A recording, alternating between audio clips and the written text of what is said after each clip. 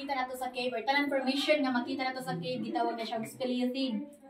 But there are two types of speleothem mo na siyang stalactites ug stalagmites, which is ang stalactites mo na siyang mga bato nga nasa ibabaw. Stalactite, it means the ceiling formation. Or kanang ang iyang pag-grow is going down. Ang stalagmites also, kaning mga bato nga itong gipangtumban, gitawag ni siya stalagmites because stalagmite means the ground formation of the cave. And then na-form ni sila mga sir, tungod ani mga silica nga mga kanto, ani tubig is tulo, yes. And gana sila nga mga minerals sir, gitawag na siya og silica minerals. Silica. Yes. And ito sa silica minerals, nga gikan sa stalactites, ang iyahang tinuo mo po uniform og stalagmites. That's why na stalagmites. Kupro ka ni, wala lagi sa tunong dito. Mo nang wala si Jeta nang wala siya mo pati mo, wala mo to niya kay. Na form man siya tungod ra po sa tinuo na ni sa ibaw. Wala lagi sa tunong. Wala man siya dapat ang tanaw ta siya dito. sa ganang. So, karon siya sir, medyo hinay pa kayong to kay tungod dry season. Pag rainy season, kusog ayaw ko ito. Kusog ang tulo. And then, so may panahon din mga sir na nga mag-abot ni silang duha. Like for example na mo ba? Nag-abot ang stalactites ug ang stalagmites. So if ever mag-abot na silang duha mo man sir, so gitawag na siya og column. Kulong mo support na siya. So column is the foundation of the cave. Bali mo siya naghatag og kanang likalikon sa cave mo baka like for example na earthquake, imagine na makuha ng earthquake inang gani hitabo mo sa ganing earthquake sa kamotes. So dili mahitabo nga kanang mo-collapse ang cave tungod kay naa may mga column nga support. Usa na siya nga gamit sa cave.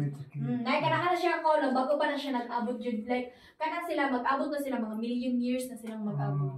Kay kanang actually no sa kaning sa 5 years niyang sigig tulo na ning mga silica minerals. Sa 5 years niyang sigig tulo na 1 inch ring mutubo.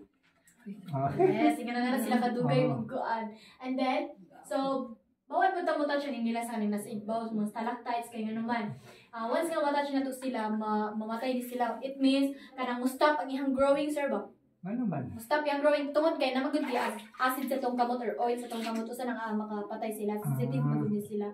O sapod ganing flashlight ra tong gigamit din hiya ano permanent light tungod kay mamatay pud sila if init.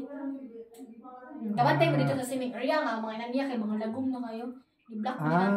Kung kaning puti nga kuan buhi pa na siya. Yes, buhi kay na siya. And then sa stalactites naman sir, stalactites tawag ni mga bato nga nasa ibabaw. Pero nana sila yung mga different name nila. So kaning mga height nga mga stalactites, mo na sila gitawag cave chandelier stalactites. Chandelier kanang kanya. Kanang mga na may yellow na. Kaning mga yellow sir. Yellowish. Dili nga nang yellow. Kana sila, mga yellow sir, mga patay na sila pero may possibility gapon nga mabuhay sila kay nganuman. Ang kanang mga droplet or kanang mga silica nga mga minerals sir, manay naghatag dilag kinabuhi.